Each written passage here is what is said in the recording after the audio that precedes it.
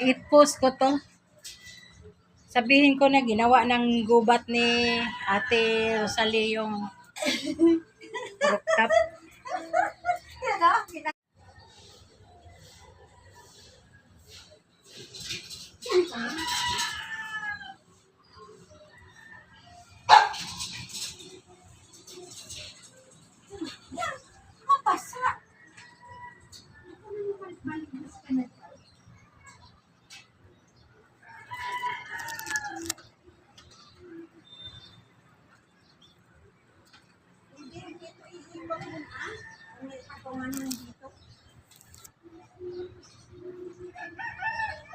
I-post ko to.